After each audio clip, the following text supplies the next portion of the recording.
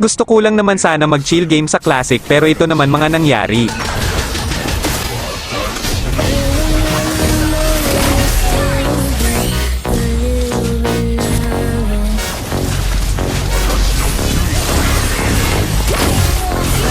Dahil nakuha namin ang Lord kaya nag-signal ako sa kakampi ko pero mas inuna pa niya farm kaya naubos kami.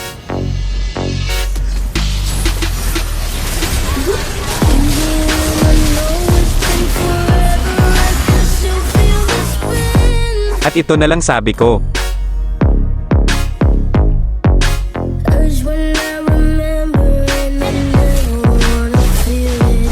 Na-wipe out kami kaya talo at ako na MVP. Naglaro ulit ako at may nakakampi naman akong Ghost Ion na sugod ng sugod at ako si Sihin.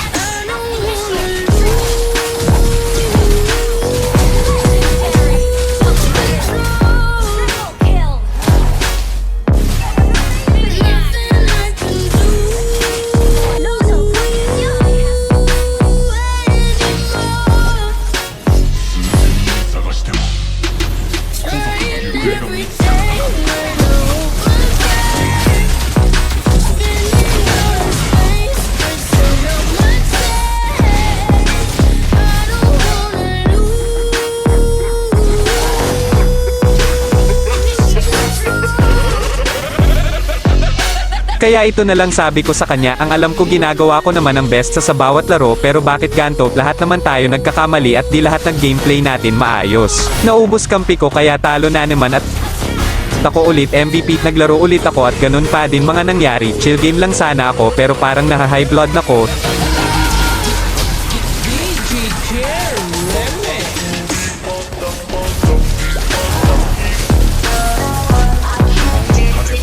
Talo ulit at MVP na naman ako.